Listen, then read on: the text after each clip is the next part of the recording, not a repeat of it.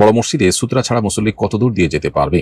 কোন মুসল্লি যখন মসজিদে বা এমন কোনো জায়গায় নামাজে দাঁড়াবে যেখানে সামনে দিয়ে মানুষের চলাচলের সুযোগ থাকতে পারে বা সম্ভাবনা থাকতে পারে, তখন সামনে কিছু একটা দিয়ে, লাঠি জাতীয় কিছুটা দাঁড় করিয়ে দিয়ে তারপরে নামাজে দাঁড়ানোটা তার জন্য কর্তব্য। এটি হাদিসের নির্দেশ না। এখন কথা হলো কত দূর সামনে রেখে তারপর তিনি নামাজে দাঁড়াবেন, ওপেন রেখে, বা মুসল্লির কত দূর সামনে দিয়ে অতিক্রমকারী অতিক্রম করতে পারবেন। সূত্রা থাকলে তো সূত্রার বাইরে দিয়ে অতিক্রম করতেই পারবেন।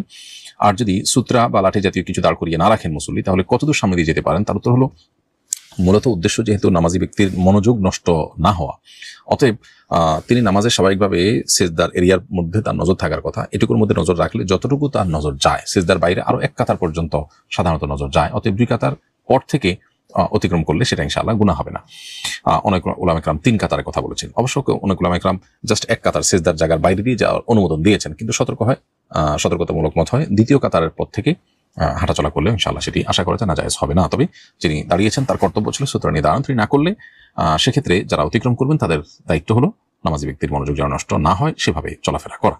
হলো একজন প্রতারণা করে আমাকে জাল নোট দিয়েছে, আমি কি না জানিয়ে তা দিয়ে কারোর সাথে লেনদেন করতে পারবো? কেউ যদি আপনাকে জাল নোট দিয়ে থাকে তাহলে তিনি অন্যায় করেছেন, গুনাহ করেছেন। এখন আপনি এটা আবার আরেকজনকে দিতে পারেন না, কারণ আপনি যাকে দিয়েছেন তিনি তো কোনো অন্যায় করেননি।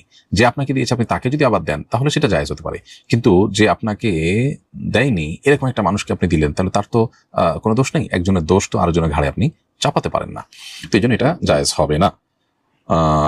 একজন ইমানদার কখনো কাউকে প্রতারিত করেন। এখন প্রশ্ন হলো যে আমি তো ক্ষতিগ্রস্ত হয়েছি, তাহলে আমি আরেকজনকে না দিলে আমার কি হবে? উত্তর হলো যে সব ক্ষতি পুষিয়ে নেওয়ার জায়গা দুনিয়া না। ইমানদার হিসেবে আমাদের আখিরাত অনন্ত অসীমকালের আসল জীবন আসছে।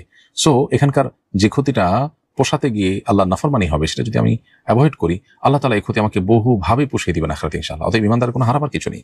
আমি যখন গুনাহ থেকে বাঁচবো আল্লাহ তাআলার ভয়ে, এটার মূল্য আমি আল্লাহর কাছে পাবো ইনশাআল্লাহ আখিরাতে। রমজান মাসে কবরের আযাব বন্ধ থাকে, এই কথাটা কি সঠিক? এটার উত্তরের আগে আমরা দিয়েছি একাধিকবার। সম্ভবত রমজান মাসে কবর আযাব বন্ধ থাকার বিষয়টি কোনো বিশুদ্ধ হাদিস দ্বারা প্রমাণিত নয়। অনেকেই মনে করে থাকেন যে রমজানের শুরুতে কবর আযাব বন্ধ হয়ে যায়, রমজান শেষ হলে আবার চালু হয়।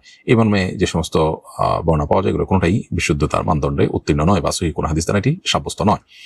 রোজা অবস্থায় ওযুর সময় কুলি করতে গিয়ে যদি গলায় পানি চলে যায় তাহলে কি রোজার সমস্যা হবে?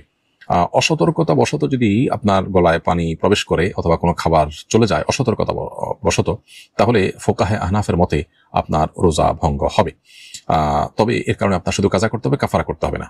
তবে এ বিষয়ে আরব উলামা ইকরাম বা হাম্বলি ফকিহদের মত হলো ভিন্ন। তারা মনে করেন যে ভুলে খেলে যে রোজা ভঙ্গ হয় না এটা তার অন্তর্ভুক্ত। আর ফোকাহে আহনাফ বলেন যে এটা মূলত ভুলে খাওয়া নয়, তার তো রোজার কথা স্মরণ আছে, এটা হলো অসতর্কতা বশত গলদকরণ করা। আর ভুলে খাওয়া বলতে রোজার কথা ভুলে গেছেন, এই অবস্থায় খাচ্ছেন, এরকম খেলে সেটা রোজা ভঙ্গের কোনো কারণ হয় না সবার মতেই। অতএব ফোকাহে হানাফের মত অনুযায়ী আপনি রোজা অবস্থায় কুলি করতে গিয়ে যদি গলার ভেতরে পানি প্রবেশ করে যায় তাহলে এই রোজাটা আপনাকে পরবর্তীতে কাজা রেখে দিতে হবে, এবং যেহেতু এটি অনিচ্ছাকৃত হয়েছে ফলে এর কারণে আপনার গুনাহ হবে না। এরপর প্রশ্ন হলো, আমার প্রায় পেশাবের রাস্তা দিয়ে ঘন কিছু একটা বের হয়, এর দ্বারা কি রোজা নষ্ট হবে? উত্তর হলো না, এর কারণে রোজা নষ্ট হবে না। পেশাবের রাস্তা যদি ঘন কোনো কিছু বের হয়, এটি যে বীর্য বের হওয়ার কারণে গোসল ফরজ হয়ে থাকে, এটি তার অন্তর্ভুক্ত নয়। আর তাছাড়া এটা আপনার ইচ্ছায় হচ্ছে না, সো এর কারণে আপনার রোজা ভঙ্গ হবে না। তবে উযু ভঙ্গ হবে, উযু ভঙ্গ হবে এবং এর ফলে আপনি পুনরায় উযু করতে হবে। আর যদি এটি তৃপ্তির সাথে, খায়েশের সাথে বের হয়, হস্তমৈথুন ইত্যাদি টাইপের কোনো আচরণের কারণে, তাহলে সেক্ষেত্রে গোসল ফরজ হবে এবং রোজা ভঙ্গ হবে যদি ইচ্ছাকৃত হয়ে থাকে। আর যদি স্বপ্নদোষে হয় তাহলে গোসল ফরজ হবে ঠিকই, কিন্তু রোজা ভঙ্গ হবে না। খোলাসা কথা হলো, পেশাবের রাস্তা দিয়ে এমনিতে কোনো আঠালো পদার্থ বের হয়েছে, এর কারণে রোজা ভঙ্গ হবে না, তবে উযু ভঙ্গ হবে এবং এটি নাপাক, কাপড় লাগলে নাপাক হবে, অংশটা ধুয়ে ফেলতে হবে।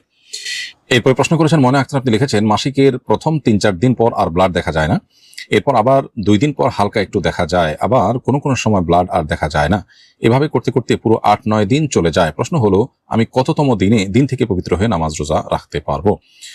বোন ময়না আক্তার, আপনার প্রশ্ন উত্তর হলো যে 3-4 দিন ব্লিডিং হওয়ার পর যদি ব্লিডিং বন্ধ হয়ে যায় তাহলে 3-4 দিনই আপনার মাসিক হিসেবে গণ্য হবে। আর যদি যেমনটি আপনি বলেছেন 3-4 দিন পর বন্ধ হয়ে আবার হয়, এবং এই প্রক্রিয়া হতে হতে যদি 10 দিনের কমের মধ্যে এসে একেবারে বন্ধ হয়ে যায়, তাহলে ওই যখন একেবারে বন্ধ হয়ে গেল তখন ওই কয়দিন পর্যন্ত আপনার মাসিক হিসাবে গণ্য হবে। মাঝে যে কখনো গ্যাপ তৈরি হচ্ছে হয়ে আবার হচ্ছে, ওই গ্যাপ তৈরি হওয়া না হতে কিছু আসবে যাবে না। আর যদি 10 দিনের বেশি হতে থাকে তাহলে আপনার 10 দিন পর্যন্ত মাসিক হবে এবং বাকিটা অসুস্থতা হিসাবে গণ্য হবে।